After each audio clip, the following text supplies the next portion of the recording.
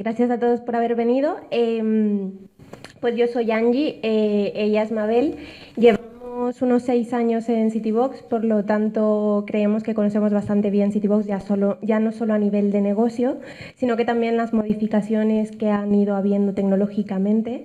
Hoy os queremos contar, como ha dicho Rausei, un poco desde nuestra experiencia, por qué hemos querido partir nuestro monolito, cuáles fueron los retos a los que nos hemos enfrentado en el proceso y cómo los hemos resuelto. Pero antes queremos que tengáis un poco el contexto de qué es Citybox y qué hacemos aquí. Así que vamos a empezar preguntándoos, ¿os suena de algo esta situación? Me he levantado ya porque me traen un paquete a partir de las 9 y es lo típico que te duermes y te lo traen a las 9 en punto y te pillan sobando y siempre es lo mismo. Casi la 1 y no han aparecido y encima había quedado en media hora para comer y ya estoy viendo que no voy a poder ir a comer porque hay que esperar al puto paquete. Es que siempre es lo mismo, macho. 3 de la tarde, aquí no aparece nadie y lo que me toca los huevos es que pone en reparto. Es que estoy sin duchar por si llega el puto paquete, tío. Me acaban de mandar un aviso que cambia el reparto de 4 a 8. Es alucinante lo hijos de puta que son esta gente que se creen que no tenemos nada que hacer o qué. Tengo el fisio a las 6 y ya no puedo cancelarlo. Va a llegar el paquete justo cuando no estoy, que es lo que pasa siempre. Y en el C tampoco está el vecino. Mire a ver en el B, algún vecino tiene que estar. Yo os he esperado todo el día y no habéis venido. Todos los vecinos fuera hoy, acojonante. Pues al final punto de recogida porque era o ir yo o mañana lo mismo. Voy a poner un hilo en Twitter que me va a quedar a gusto. Me queda gigante, tío. Me cago en su puta madre ahora a esperar a que vengan a por ella también.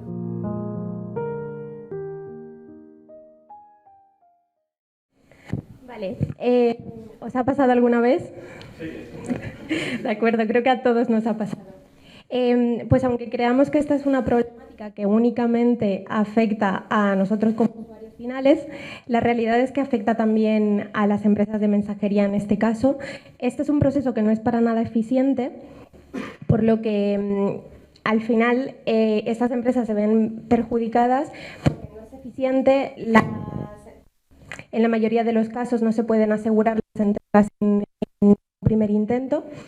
Con lo cual, desde Citybox, con ayuda de la tecnología, lo que hemos intentado es automatizar este proceso de forma que, aunque nosotros como usuarios no estemos en nuestras casas, podamos recibir esos paquetes, y esto lo conseguimos mediante la instalación de buzones inteligentes en los edificios residenciales. A lo largo de este tiempo hemos ido evolucionando la tecnología hasta llegar a conseguir todas estas funcionalidades, que se puedan instalar esos buzones en las ubicaciones, que el mensajero pueda realizar la entrega y que el usuario luego pueda recoger su paquete. Lo hemos ido modificando tanto que hemos convertido nuestro sistema en un gran monolito. Partiendo de esta idea, nosotros al final no solo ayudamos al carrier a poder resolver ese problema, ya que sí que estamos asegurando un poco más que esa entrega se pueda realizar en un primer intento, sino que también como usuarios no tenemos que depender de estar en casa para recoger nuestros paquetes, y además de eso no tenemos que desplazarnos a un punto de entrega. Con el aumento en los últimos años del e-commerce, ha habido un impacto medioambiental bastante importante por esto también, que esto también se ve reducido con Citybox. Pero ha llegado un momento en el que nos hemos tenido que preguntar, ¿tenemos que partir nuestro monolito? Y vamos a responder hoy esa pregunta, y lo siento por el spoiler, la respuesta es que sí, vamos a partir nuestro monolito de la mano de los Picapiedra. Vale. Pero no es que hayamos decidido partir el monolito por hobby, o sea, al final ha sido una decisión que nos ha venido dada por negocio, ya que para que Citybox tenga sentido necesitamos que el modelo de negocio sea instalar muchos buzones para que todas estas sinergias que ha comentado Angie se produzcan. En este momento nos damos cuenta de que para llegar a instalar todos los buzones que queríamos teníamos que modificar nuestra cerradura ya que no escalaba, porque el porcentaje de incidencias que tenía ahora es gestionable, pero llegado el momento de donde queremos estar, no lo será, entonces tener que aumentar el equipo de atención al cliente hasta el infinito y más allá. Entonces decidimos, vale, creamos una cerradura nueva que solucione estos problemas. Entonces, esta cerradura nueva, al solucionar problemas, tenía funcionalidades nuevas que deberíamos decidir dónde queríamos meter. El monolito ya empezaba a darnos ciertos problemas, por ejemplo, a nivel de escalar, aunque sí que es cierto que podemos escalar horizontalmente, ya que podemos aumentar el número de instancias del monolito, no lo hacemos de forma óptima, ya que tenemos que implementar todo el sistema igual, o sea, todas las funcionalidades, independientemente del uso que tengan. Y además es algún proceso que cuesta bastante porque una instancia nueva, como es bastante grande, tarda 30 segundos en levantar. Así que decidimos por ahí que un monolito, con sistema de monolitos, esto lo podíamos optimizar, ya que podíamos pues, separar funcionalidades y escalar aquellas funcionalidades que tuviesen pues, más necesidades. Por otro lado, al escalar nuestro sistema, ya que tenemos muchas transacciones y tenemos que desarrollar muchas más cosas, también necesitaríamos escalar el equipo. A día de hoy, cuando estamos tocando algo en el monolito, somos un equipo bastante pequeño y no tenemos muchos problemas, pero cuando modificamos algo, muchas veces tenemos, por cómo está implementado, que ir tratando distintas cosas con el riesgo que esto supone, ya que tenemos que desplegar todo, aunque queramos modificar una parte muy chiquitita, y si hemos metido un error en otro sitio, hay que pues, hacer mucho más, o sea, es mucho más peligroso que si desplegamos una parte controlada. Y por último, también una infraestructura basada en microservicios nos daba la posibilidad de decidir una infraestructura concreta en función de cada servicio y de sus necesidades. Ya que, por ejemplo, en el microservicio nuevo que hemos creado, hemos utilizado FastAPI, Firestore y Ubiquitol, que son cosas que nos habría costado muchísimo meter en el gran monolito que tenemos, ya que utilizamos Django, MySQL y todo esto. Y, sin embargo, en el microservicio es algo que no solamente nos ha costado, sino que nos ha ayudado bastante a agilizar el proceso. Vale, pues una de las cosas que comenta Mabel es lo complicado que son para nosotros aplicar un refactor. Para que tengáis un poco el contexto, nosotros en nuestro monolito hemos aplicado DDD, que es Domain Driven Design. Esta es como una arquitectura hexagonal que al final lo que hace es que la aplicación es separada en distintas capas según las responsabilidades de cada una de estas. Nosotros lo tenemos dividido también estas funcionalidades en distintos contextos. Tenemos un contexto que gestiona los usuarios, un contexto para gestionar ubicaciones, contexto de entregas, y tenemos uno que es fundamental para nuestro negocio, que es el que gestiona las cerraduras y los códigos de apertura. La forma que tienen otros contextos de comunicarse con ellas es mediante fachadas. Nuestro contexto de Device Codes expone una serie de fachadas mediante unas funcionalidades que son de un tipo concreto. Por ejemplo, abrir una cerradura. En un intento por estandarizar esto, lo que hicimos fue juntar estas funcionalidades según su tipo en estas fachadas que estábamos, con estas funcionalidades que estábamos exponiendo. Entonces, en este ejemplo tenemos el contexto de transacciones que necesita un código de apertura y se lo pide al contexto de Device Codes mediante esas fachadas que tiene expuestas. Hasta aquí todo bien, pero ¿qué pasa cuando, como hemos dicho, al ser un poco estándares, hay otros contextos, podría ser por ejemplo un contexto de instalaciones, que también necesita estas funcionalidades? Como estas funcionalidades se utilizan desde otros contextos, si nosotros desde el contexto de instalaciones necesitamos aplicar un cambio a esta funcionalidad, este cambio lo tenemos que bajar también al contexto de Device Codes, y además de eso se van a ver afectados todos aquellos contextos que consuman estas fachadas, porque son fachadas comunes para todos los distintos contextos. Entonces, un refactor, una modificación que a priori es muy sencilla, para nosotros se complica. En nuestro dominio, esto implica, podríamos haber cambiado la implementación de estas fachadas, pero como comentaba Mabel, esto conlleva un alto riesgo, ya que todas estas fachadas implican un montón de flujos que es muy fácil que alguno que no tengas controlado se te escape, con lo cual el refactor ya es muy complejo. Si lo sacábamos a un microservicio nuevo, este microservicio el riesgo es mucho más corto porque tienes mucho más acotado dónde quieres tocar y qué quieres tocar. Respecto a la complejidad, lo que comentaba Mabel, de que el desarrollo implicaba mucho, era muy costoso, tiene que ver porque en nuestro monolito al final tenemos una gran cantidad de funcionalidades, muchísimas lógicas. Entonces hemos tenido que optar por una arquitectura muchísimo más rígida en la que cualquier modificación o cualquier funcionalidad, por sencilla que sea, como podría ser la de recuperar la información de un usuario,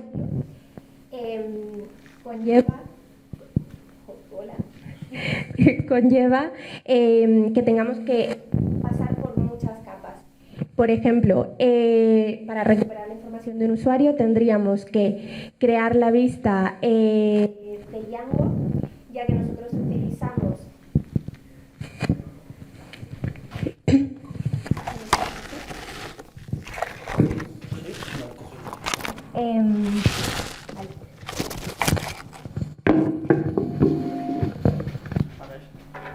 perdón. Tendríamos que implementar la vista de Django, ya que nosotros utilizamos Django con REST Framework porque solo programamos APIs. Además de eso, necesitaríamos hacer el query y el query handler, que es la forma que vamos a tener de retornar la información a la vista mediante un command bus. Necesitaríamos hacer el lister con su implementación, que es como accedemos a MySQL mediante el ORM de Django. Inicialmente esto sí que es verdad que intentamos hacerlo accediendo directamente por agregados, pero según se nos fue complicando o fue creciendo nuestro sistema, teníamos que acceder a más agregados, con lo cual esto era una opción cada vez más complicada. Además de eso, aunque tenemos programado para que se inyecten las dependencias de forma automática, siempre, aunque hagamos un lister o un command handler, tenemos que hacer una mínima de programación, con lo cual el tiempo para desarrollar cualquier mínima funcionalidad en nuestro monolito es bastante alto. Sin embargo, en nuestro microservicio, aunque también hemos aplicado DDD, como tenemos mucha menos lógica, hemos podido decidir qué queríamos hacer y hemos podido ser mucho más flexibles a la hora de la arquitectura que implementamos. En este caso, para obtener la información de una log, únicamente necesitamos directamente desde la vista de FastAPI, accedemos con los métodos por defecto de los repositorios, podemos acceder y únicamente necesitamos en la vista poder serializar esos datos, ya que de momento no nos hemos encontrado con ningún caso de uso en el que necesitemos acceder a más agregados y nos basta con la información que nos devuelve este repositorio. No descartamos que en algún momento sí que podamos añadir más cosas como un command bus, pero de momento con esto nos ha sido suficiente. Vale, y volviendo otra vez un poco a romper el monolito y a negocio, como comentábamos antes, la cerradura nueva tiene funcionalidades nuevas que teníamos claro que no queríamos meter ya en el monolito. Sin embargo, a esto sumado que tenemos el código de Device Code, como comentaba antes, aunque no sea de la forma mejor desarrollada, lo tenemos bastante aislado, decidimos llevar a cabo un monolito en el que vamos a sacarnos esta funcionalidad y replantearla como un contexto nuevo, definiendo también un poco los casos de uso e intentando ver cómo nos encajaba todo. Esto no decidimos únicamente hacerlo con el monolito, sino que decidimos hacer un poco lo que está haciendo Vilma de contigo dicho, y decidimos llevar a cabo el patrón de estrangulamiento al monolito, de forma en que no solamente vamos a sacar funcionalidades nuevas a microservicios, sino que la idea es que cualquier cosa que tengamos que desarrollar, también en microservicio, pues ir sacándola fuera, cuando no sea conveniente tampoco hacerlo porque sí. Esto no supone nuevos retos, ya que a pesar de que son servicios separados, no son servicios independientes. Al final son servicios que tienen nuestra aplicación y que vamos a necesitar que se comuniquen unos con otros. Hasta ahora estamos utilizando la base de datos como nexo de unión para que se comuniquen estos servicios. Como ya estos servicios tienen distintas bases de datos, no vamos a poder hacerlo y tenemos que ver un poco cómo se comunican. Al final nos tiramos por la opción más obvia, que es comunicar de eventos, y decidimos empezar a llevar una arquitectura basada arquitectura. Pero no todas, o sea, el monolito, o sea, pero no todos son ventajas en el monolito. También nos hemos encontrado con bastantes, con algunos inconvenientes. Algunos de los servicios. Algunos de ellos es que a nivel de testing, hasta ahora podíamos probar un caso de uso entero, o sea, los test funcionales, lo que quisiéramos incluir incluso infraestructura y base de datos.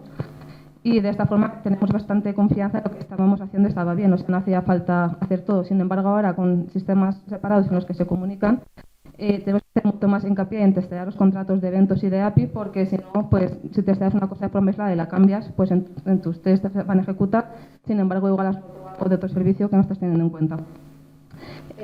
Sería interesante también que integráramos alguna herramienta que nos hiciera los test de forma transversal y que pueda ser los flujos completos a través de todos los sistemas, pero de momento no lo hemos hecho.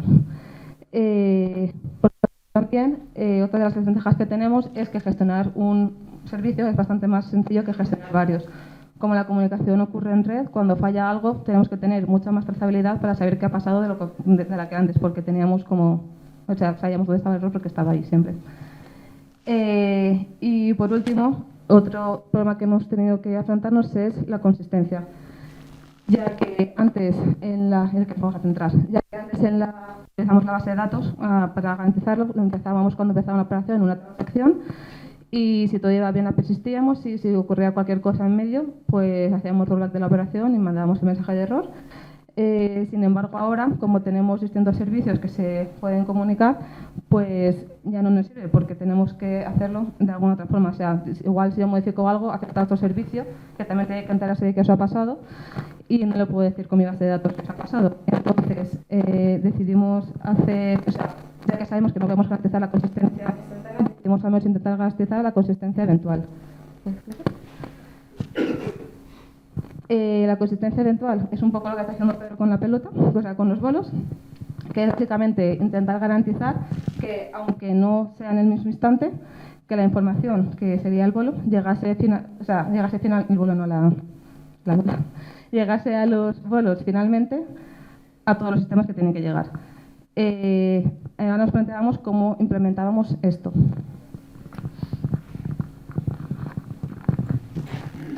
Vale. Pero, ¿cómo garantizamos aquí la consistencia eventual? Siguiendo un poco el ejemplo de la log, como os hemos dicho, la creación de una nueva cerradura se realiza en el microservicio, que es el que se encarga de gestionar todos los dispositivos. Pero para esto, el monolito tiene que saberlo, tiene que saber tener un mínimo de información de que una log ha sido creada, que una cerradura ha sido creada, ya que luego en el monolito esa cerradura va a estar vinculada con un buzón. Por lo tanto, necesitábamos saber, con lo cual en este punto nos planteamos, ¿persistimos antes de publicar el evento o publicamos el evento antes de persistir?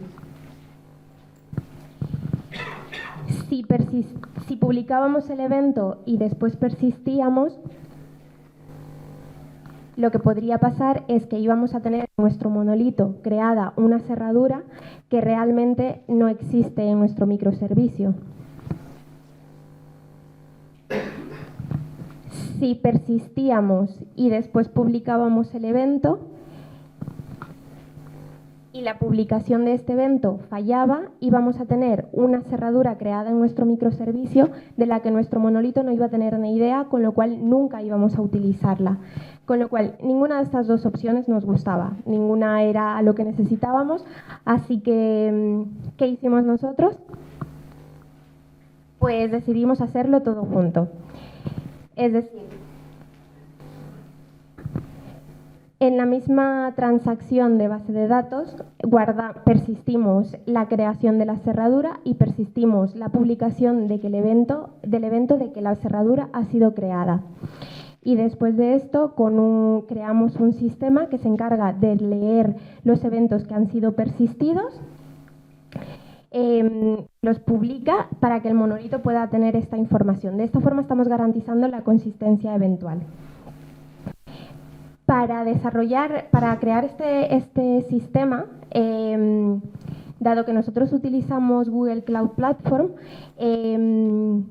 tanto para persistir el agregado como para persistir el evento, utilizamos Firestore, que Firestore es una base de datos no relacional que nos la provee Google y decidimos utilizarla. Además de esto, podemos tanto escribir como acceder a esta información de forma muy eficiente y es bastante escalable, con lo cual fue la opción por la que optamos. Además de esto, para tener este sistema que leía esos eventos que habían sido publicados, teníamos varias opciones. Teníamos la opción de hacer polling constantemente y publicar estos eventos, o podíamos hacer CDC, y fue por la que optamos. Optamos por esta principalmente porque era nativa de Google y además de eso utilizaba un servicio serverless. Con lo cual, nosotros tenemos un trigger que se ejecuta cuando se crea el evento, al que nosotros nos enganchamos, y cuando el evento es lanzado, publicamos en los distintos topics el evento que ha pasado. Vale. Lo que ha dicho Angie parece como bastante complejo, pero al final te queda en esto. En la parte morada tenemos la implementación de Terraform, de cómo desplegamos la Cloud Function. Aquí está el trigger al que reaccionamos, que básicamente decimos que cuando cree un documento en la colección de Domain Events, que ejecute la Cloud Function, que hemos llamado Event Polling, aunque no sea un poco. Tanto la Cloud Function como la infraestructura de topics y de suscripciones la desplegamos con Terraform cuando hacemos un despliegue. Luego, en la zona que se cita, tenemos la Cloud Function, que lo que hace es recuperar la información del evento que ha lanzado el trigger y le manda el evento al publisher. Y el publisher básicamente lo que hace es con la librería de PubSub, recupera el topic en el que tiene que publicarlo a través del tipo de evento que es y lo publica. De esta forma tan sencilla estamos garantizando la consistencia eventual en nuestro sistema. Vale, pero no toda la comunicación que hacemos es de forma del microservicio al microservicio sí que estamos haciendo la comunicación asíncrona, y desde el micro al monolito también. Sin embargo, del monolito al microservicio nos hemos acoplado más, ya que en muchas ocasiones funciona como API Gateway, en la que hace las validaciones de negocio para ver si tiene sentido, o sea, si deberían hacer esa operación o no, y después ya hace la llamada al microservicio para que para que le dé información que no tiene. Vale, este es un ejemplo en el que registramos una cerradura de las nuevas, ya que en las que teníamos antes, el proceso que teníamos tenía como dos procesos paralelos. Por un lado, nosotros creamos nuestra cerradura virtual en un sitio y por otro lado, fabricaban la cerradura física en una fábrica. Después, una persona era la encargada de coger la cerradura física y cargarle la cerradura que teníamos creada previamente de forma virtual en nuestro sistema. En ese momento ya la contábamos como instalada, o sea, como configurada, y ya podía instalarse. Este proceso hasta ahora nos ha funcionado, pero no escala, ya que tener una persona configurando varias pues no tiene sentido cuando se puede automatizar. Y lo que hemos hecho es que en fábrica el cliente nos haga peticiones para configurarla. Hemos decidimos que este proceso queríamos que fuese agnóstico al ordenador de fábrica, o sea, que lo dirigimos nosotros.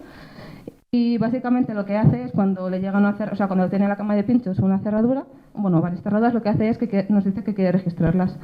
Entonces nosotros en ese momento hacemos una operación y le decimos que queremos que ejecute la primera instrucción y que siga preguntándonos qué tiene que hacer. él ejecuta esa instrucción y nos pregunta qué más hace. Le pasamos la siguiente instrucción, actualizamos la operación con la información que nos ha dado, le damos la siguiente orden que tiene que ejecutar la cerradura y este proceso puede llevarse a cabo N veces. O sea, nosotros somos los que decidimos pues, cuántas veces queremos mandarle a hacer cosas. Cuando haya ejecutado una instrucción y nosotros consideramos que tenemos ya la cerradura configurada, o sea, registrada, lo que hacemos es de forma paralela decirle, vale, espérate ahora en segundos antes de preguntar, porque nosotros de forma paralela vamos a crear la cerradura. Entonces publicamos una serie de eventos y a través de los hooks reaccionamos para crear la cerradura en el microservicio. Luego se emite un evento que se escribiría al monolito para crear una parte de la cerradura en su sistema para que sepa que existe y actualizamos la operación con el recurso que hemos creado en el microservicio. Mientras ha pasado todo esto, ha pasado el tiempo en el que la fábrica nos dice qué tiene que hacer y le decimos, vale, ¿qué más hago ahora? Nosotros le decimos que ya ha acabado, le pasamos el recurso y ya puede seguir al siguiente paso que le tengamos que decir. La nueva arquitectura que te hemos diseñado funciona muy bien para este tipo de casos, ya que con este sistema podemos crear las más de 20.000 cerraduras mensuales que necesitamos crear y en el caso de que hubiese cualquier pico, de forma paralela, en el caso de que hubiese cualquier pico, una instancia nueva de este microservicio tardaría únicamente 6 segundos en levantarse versus los 30 que teníamos, que tardábamos antes en levantar el monolito, ya que es bastante más grande. Por otro lado, este es un caso de comunicación síncrona el que nos hemos acoplado. Suponemos que Betty quiere recoger un paquete que tiene en un buzón y le dices al monolito que quiere el código de apertura para poder recuperarlo. Betty, el monolito en este caso lo que hace es actuar de API Gateway, hacer las comprobaciones de que Betty está autenticada, de que sea un usuario que no está bloqueado o cualquier tipo de casuística, que el pedido que nos ha dicho está en estado de recogerse, que el buzón que nos ha dicho, el código de control, que realmente es el que toca el buzón en el que supuestamente está, y una vez hecho todas las validaciones de negocio, le dice al microservicio por una llamada HTTP que nos pide el código. Ese código se lo devolvemos a Betty y de forma paralela el microservicio puede publicar X eventos que publican en el broker de mensajería y los hooks que actúan como anticorruption layer pueden reaccionar si lo ven necesario, pueden reaccionar si es necesario para transformar la información de que ha pasado en el microservicio al monolito para estar todo, consistente eventualmente.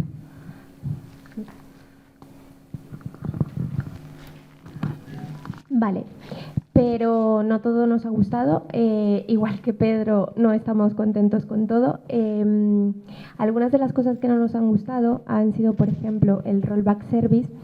Esto lo que significa es que en el ejemplo que ha comentado Mabel antes, imaginaros que cuando Betty va a recoger su paquete, el monolito hace una petición de un código de apertura a nuestro microservicio. El microservicio lo devuelve y posteriormente a esa devolución por parte del microservicio, nuestro monolito falla. Tendríamos el microservicio en un estado inconsistente, en un estado que no esperábamos. Entonces teníamos varias opciones. Teníamos la opción de no hacer nada, pero esto no era una opción válida, ya que íbamos a tener nuestro microservicio en un estado inconsistente. Podríamos aplicar Saga, pero por tiempos y costes de programación no podíamos asumirlo. Podíamos aplicar un rollback service, que al final es una petición que directamente nuestro monolito la ejecuta cuando detecta que ha pasado algo mediante un middleware para realizar esa acción compensatoria cuando algo falla y así volver a dejar al microservicio en el estado en el que consideramos que debe de estar. Esto no nos termina de gustar porque al final no es 100% fiable, ya que no tenemos contemplado qué pasaría si una de estas acciones compensatorias fallase. Lo único que hacemos es loguearlo y en ese momento una persona tendría que verlo de forma tendría que sentarse, ver qué ha pasado e intentar volver a dejar el sistema en el punto en el que esperamos, en el punto en el que debería de estar. Además de eso, es un sistema que no se ensucia el código. La velocidad de la publicación de los eventos tampoco nos gusta. El trigger de base de datos tarda como 2 segundos y la Cloud Function tarda como 2 segundos también en publicarlo, con lo cual hay algunos flujos en los que tenemos implementado esto que estamos teniendo un delay de unos 4 segundos. Así que, si bien es verdad, aseguramos la consistencia eventual, nos gustaría que esta consistencia fuese un poco más real o más rápida, más on real time, y esto no está pasando. De momento tenemos una prueba de conceptos que nos queda probarla en producción y ver cómo se comporta, que sí que hemos conseguido bajar estos 4 segundos a menos de 1 segundo. Por otro lado, tenemos la democratización de los eventos, que nos mete mucho ruido. Con este cambio de filosofía en tener una arquitectura dirigida por eventos, nos hemos dado cuenta que no solo nos vienen bien a nosotros como tecnología, sino que también a otras partes de la empresa. Esto lo que nos ha hecho es que tenemos que tener como una especie de labor didáctica en la que tenemos que explicar que estos eventos son cosas que pasan en el dominio y solo queremos publicar o solo queremos que tenga la información de aquello que ha pasado en ese momento y no meter toda la información que querríamos que otras partes de la compañía querrían tener.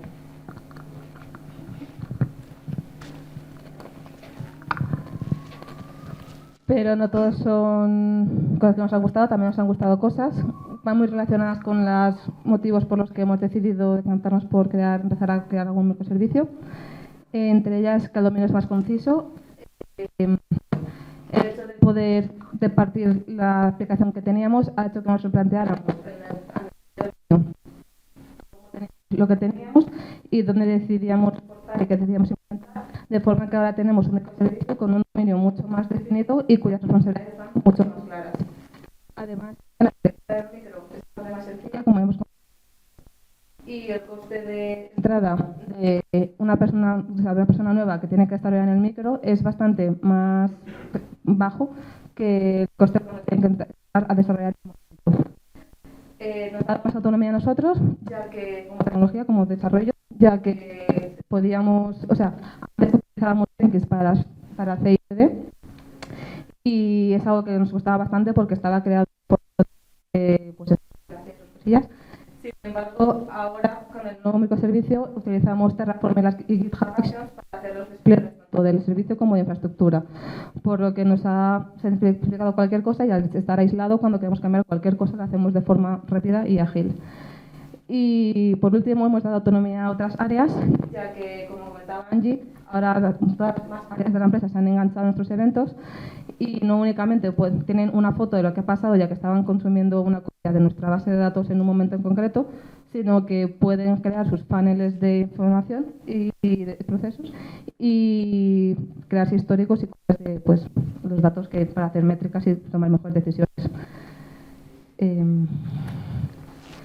¿Repetiremos la experiencia? Pues en general sí, sabemos que nos quedan muchas cosas por pulir y probablemente nos encontraremos con nuevos retos de cara al futuro, pero ya estamos pensando en nuevas funcionalidades que tenemos que incorporar y refactorizar cosas, como por ejemplo en el flujo de entregas, que también es otra parte bastante importante, como os podéis imaginar.